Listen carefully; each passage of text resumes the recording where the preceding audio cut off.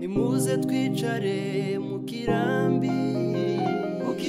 ni heza Menyira kivuruga mwese nimuze tuje mu kirambi ni heza Mukirambi.com Mukirambi TV 1. Reka mbasuhuze kandi mbifurize umunsi mwiza. Ni saha 8:13 muri studio ya Mukirambi TV 1 ngiye kubagezaho uko byifashe ku mirwano ndetse n'umutekano w'akarere k'imisozi miremire ya Minembwe.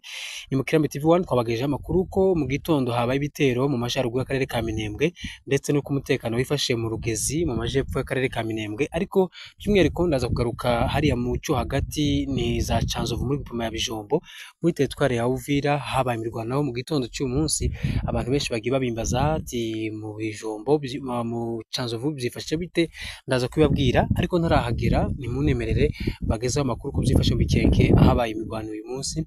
Nuko mwirembo rya Bukungi naho bita kuri Apedik ni hafi na za Gitasha, nanone mwirembo rya Gipupu aho umwanzi yari yaturutse yasubijweyo atumva atabona kubera ko hari imbaraga zidasanzwe kandi yahuriye n'uruva gusenya. Ubu ni ukuba yuko iyo rembo riri amahoro. Ahari imirwano kugeza amasaha ndi kubagezaho aya makuru naho bita Biraro Mbiri, aho nabwiye kuko mu gitondo inyeshyamba za Mai FDLR ndetse n'igisirikare cya Kongo n'cy'u Burundi baturutse mu irembo ryo kuri point zero buvuye kwa Murima epfo ku Mukera Fizi Baraka na za Uvira, bityo bagabye igitero n'amasaha intambara iracyarimo. Turaza kubagezaho ku mugoroba uko buzaba bwije bumeze hariya mu gace ka Mikenke. Imana ikomeze kurinda abaturage bari hariya ndetse n'abagwanirira cyangwa se abarindira umutekano. Reka nje hariya mu Canzovu. Ku Canzovu ni nko mihana igize guverinoma ya Bijombo ahabaye imirwano.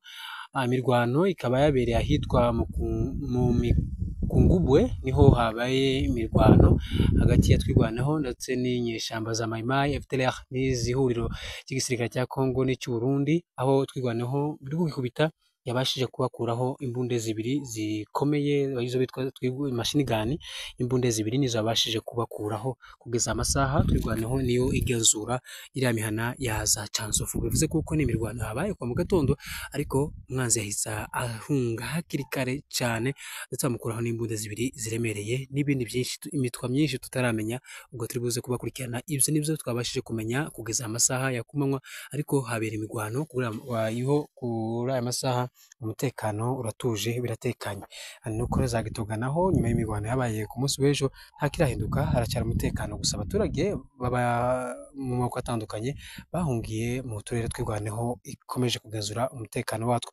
Murakoze cyane, ndakomeza ngenda mbakurikiranira uko bimeze, ariko aho bagwane naho Mikungubwe kandi bahagwane mu gatondo havuze imbunde zasanzwe twigwaneho mu mbaraga zidasanzwe. Ubwo ndavuga babashije gusubizayo inyuma ndetse kure cyane